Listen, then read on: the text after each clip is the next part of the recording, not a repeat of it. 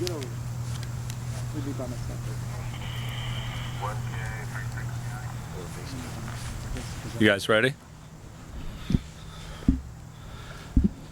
Good morning and welcome to the rededication of the 9/11 Haviland Middle School Memorial Green Ceremony. In a moment, you will hear from Mr. Shaw, who will read about the symbolism of our Memorial Green. You will hear from our local heroes, our Roosevelt Fire Department Chief, Lou Darrow, and our Hyde Park Police Chief, Bob Benson. But before this, it is important to remember why this memorial exists. 4 planes were hijacked on September 11, 2001. Terrorists flew planes into each one of our Twin Towers in New York City, where thousands of people worked. Another plane was flown into our Pentagon, a symbol of military strength and freedom. The 4th plane crash-landed in a Pennsylvania field, which was thought to be headed to our White House. Tomorrow is the 20th year that we remember the events of this tragic day and honor those who lost their lives as a result. Our nation made an important promise 20 years ago, a promise to never forget. A promise to never forget the hero firefighters and police officers who rushed to the Twin Towers and the Pentagon in an effort to save lives, which resulted in many of them losing their own. A promise to never forget a group of passengers of Flight 93 realizing that their hijacked plane was headed to potentially take more lives, who overtook the terrorist, sacrificing their lives to save countless others. 20 years ago, the teachers, staff, and administrators of Haviland Middle School had this memorial green constructed so that the heroes of this day and the lives that were lost would never be forgotten. 20 years ago, a beloved friend and teacher named Tom Hess put a voice to the symbolism of this memorial green. At this time, I would like to introduce to you the principal of Haviland Middle School, Eric Shaw, who will now read the symbolism written on the plaque of our memorial green. Mr. Shaw.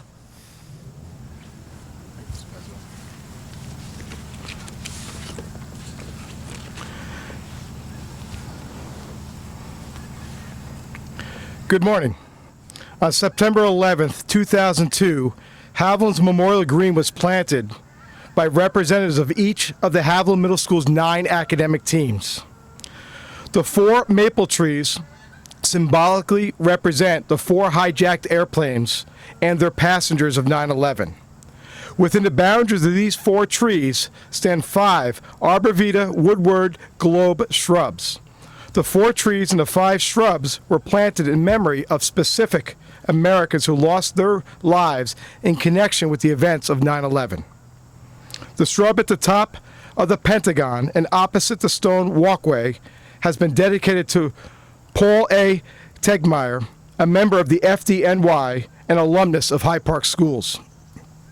Another shrub is dedicated to Robert Hamilton, another member of the FDNY and friend of a Haviland teacher. A 3rd shrub is dedicated to Alan Boyle, a worker at the Pentagon and close friend of a Haviland teacher. Joseph DeLuca of Flight 93 was a good friend of another Haviland teacher, and a maple tree was planted in memory of him. The remaining plantings were dedicated to other victims of 9/11. Many other aspects of the 9/11 have been incorporated into the green's design. The 5 globe shrubs form the shape of a pentagon. This area of the green represents the Pentagon in Washington, D.C. The focal point of the green lies within these 5 shrubs. Here rest 2 stone markers symbolizing the site of the World Trade Center in New York City. One is inscribed 9/11-2001, and the other in memory of those who were lost. From the focal point, one could truly appreciate the design and symbolism of the Haviland Memorial Green. Standing in the center, surrounded by trees and shrubs, planted with the idea that those who perished will never be forgotten, one's eyes lift from the stone markers following the stone pathway to the Haviland flagpole, where during the school day waves Old Glory forever over the land of the free and the home of the brave. By standing in the center of the green, taking in the scenery, and reading the inscriptions, visitors are involved in the act of remembrance. The act of looking upon a flag and connecting the events of 9/11 with patriotism and love of country evokes feelings of hope. Remembrance and hope are the central themes of the Haviland Memorial Green. At this time, I'd like us all to participate in a moment of silence in memory of those who were lost in the tragic events of 9/11.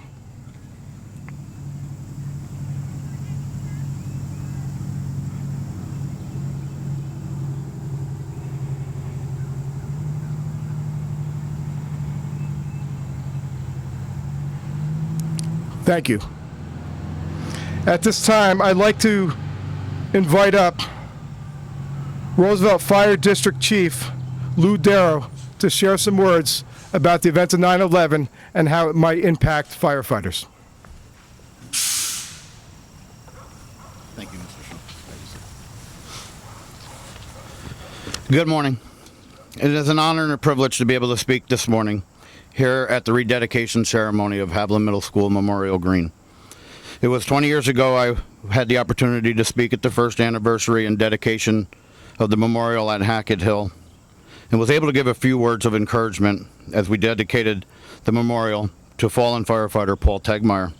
And I am here today in hopes to do the same for all of you. It's hard to believe 2 decades have passed since that fateful and unimaginable day in 2001. For those old enough to recall the events of September 11, 2001, as it was unfolding, remember exactly where they were, what they were doing, the weather condition, and yes, even some remembering what they were wearing, like it was yesterday. I am sure that everyone here today has some personal connection to that day, as we did in the Roosevelt Fire District. We as emergency responders take the oath and know that it could be our last alarm, just like Paul did.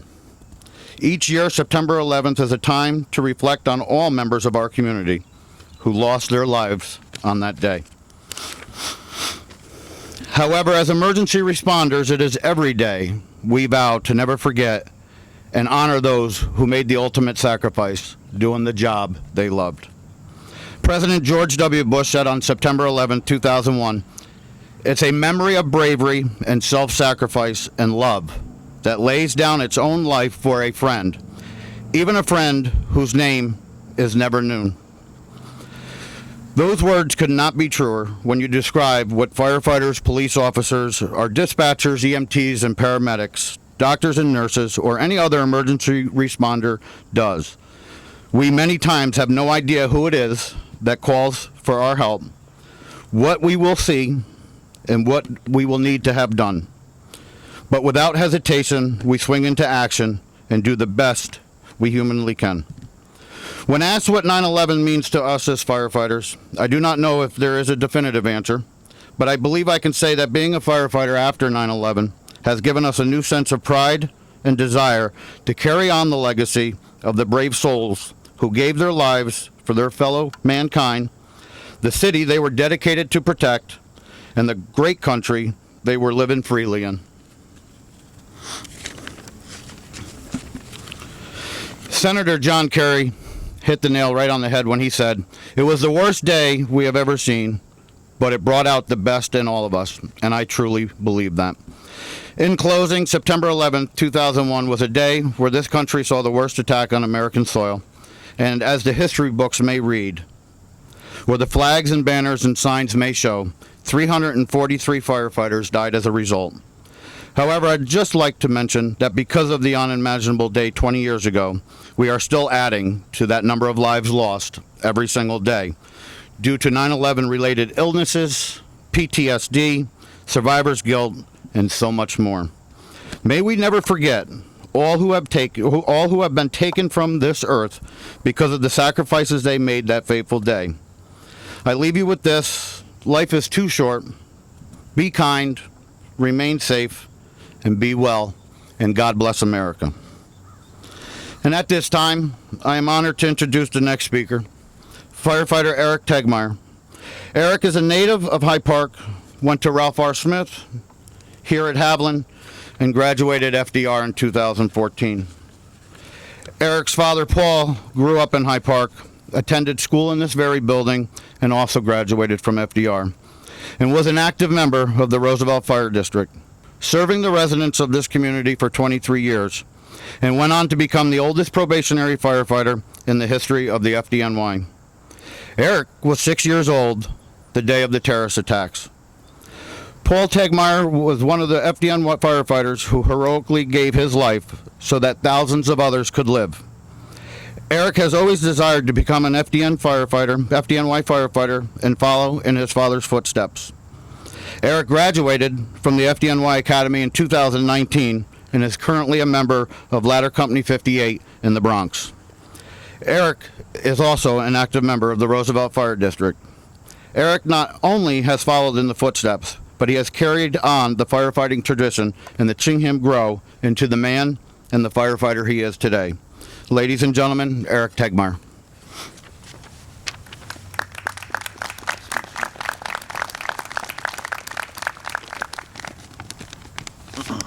Good morning.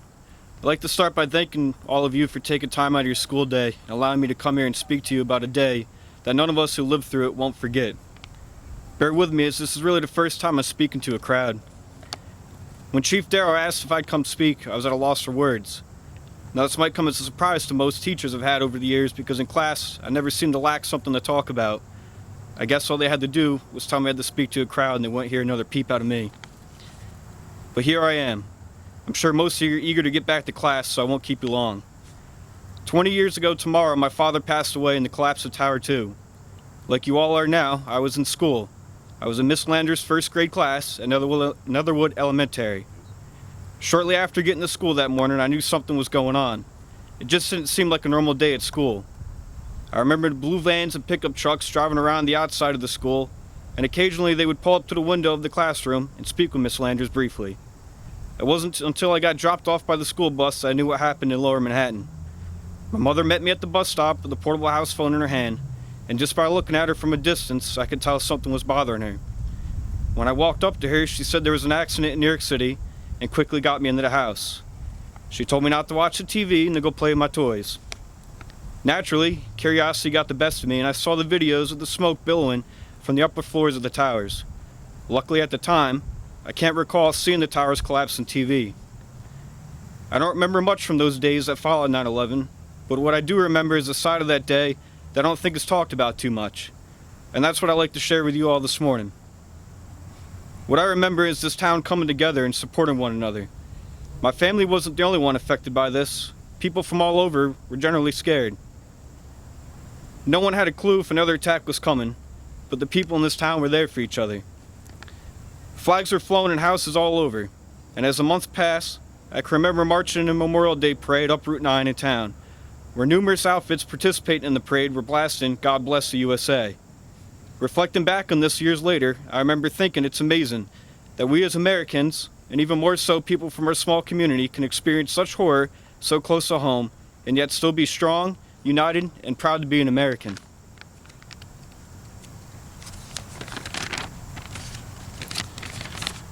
I find comfort in knowing that so many from this town displayed such patriotism and really stepped up to help each other get through this. I'd really like to know the exact number, but I know that so many took it a step further and are enlisted in the military to help ensure our safety. In closing, I would like to leave you with a quote from President George Bush's address to our nation the night of the attacks. He said, "Terrorist attacks can shake the foundation of our biggest buildings, but they cannot touch the foundation of America. These acts shattered steel, but they cannot dent the steel of American resolve. America was targeted for attack because we are the brightest beacon of freedom and opportunity in the world, and no one will keep that light from shining. Today, America saw evil, the very worst of human nature, and we responded with the best of America. I believe that what the President said is true because I've met, worked with, and read about those who rose up to the occasion and responded to the attacks. Those who helped rebuild strength in our communities, and those who stepped up and served for our country. When an opportunity presents itself, I encourage all of you to step up and make a difference, just like those who stepped up after the attacks. That's one way we can truly ensure we never forget. Thank you.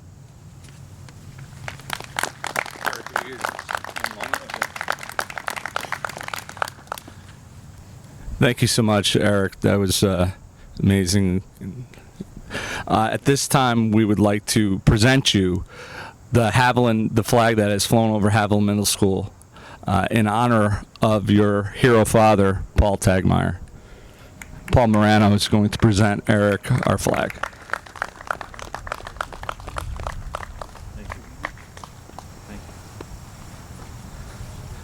Thank you, Paul.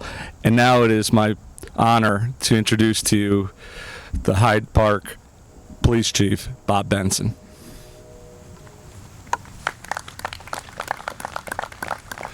Well, that is really a tough act to follow, and I'm honored to be here today. When I was asked to come and speak today about the tragic events of September 11th as we approach the 20th anniversary, it brought back a lot of memories, because just like a lot of my colleagues and the staff members that are here, I was in this building when the first plane hit the World Trade Center. I was in room C218 teaching a class, a DARE class, in front of all my students, and an announcement came across the radio for one of my officers saying a plane had just hit the World Trade Center. I stood back for a moment, looked a little confused, looked at my radio like it was a camera, like I was going to see something there, and realized this is something that is unbelievable. I didn't take the totality of it until the class was over, and I immediately went down to the library where all the staff, administrators were gathered around in the library looking at the events of what was occurring. As we were standing there were more planes going down, and we realized we were under attack. We quickly had to regroup as administrators and as teachers to try to make sure that we took care of the students and made sure that everyone here was safe. So we had to change gears really quickly and not think about all the people that were down there that were tragically injured and the people that were running into the building trying to save lives. We had to protect the lives that we had here in this building. And we did that, and the staff did a phenomenal job, and we all bound together for one common goal. We united. That's what this event needs to be remembered as, is uniting as one. As you looked around, you saw flags flying, you saw people holding doors for people being nice to each other. That's what we have to take from this. We need to get back to that again. We have a divided country now, and hopefully people can think of these events and bring themselves back to when this occurred and we all acted as one. The words that need to be thought of during these events and as all these ceremonies go on is be kind. We, as a country, need to unite again and be here for the common goal. We as law enforcement, EMS, and firefighters, this event bonded us in a way that we've never were bonded before. Yes, we all agreed and took an oath for public service, but we work as one solid unit now. And I'm very proud not only to call my friends and colleagues behind us as fellow firefighters, but we are one team, and we are Team Hyde Park. And we are here for that common goal of uniting this town and coming together and supporting this community.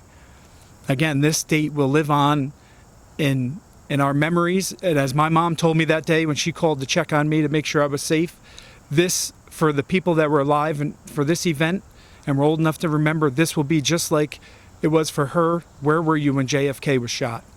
And I will never forget where I was that day. I was here in Haviland Middle School, and I could never be more proud of where I was for that day. I will leave you with this. Be kind. Thank you.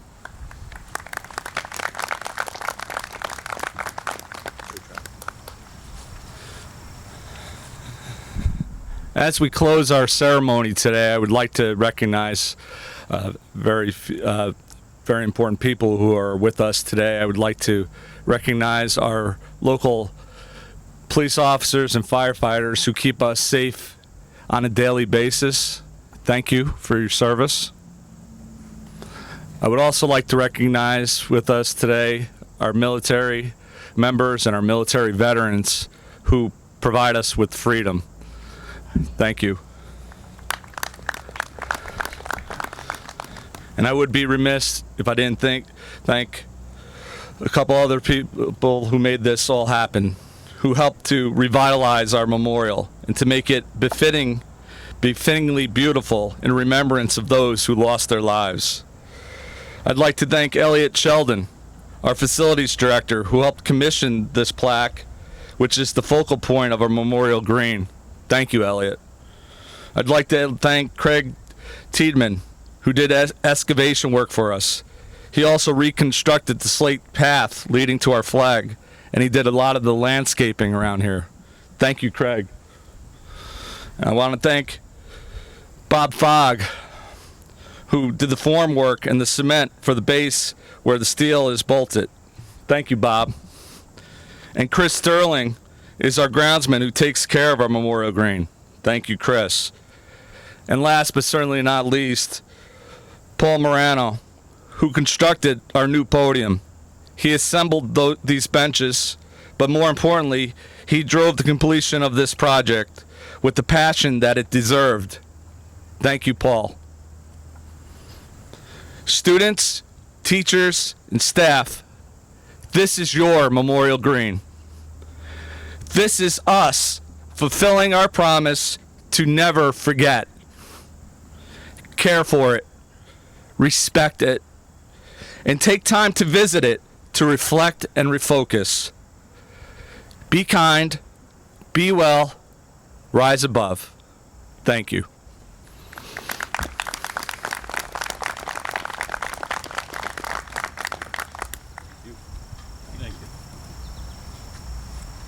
Thank you, everyone, for being a part of this. Feel free. I wish we had something for you, but feel free to stay as long as you'd like. And really, I can't thank you enough for being a part of this. It really made it special.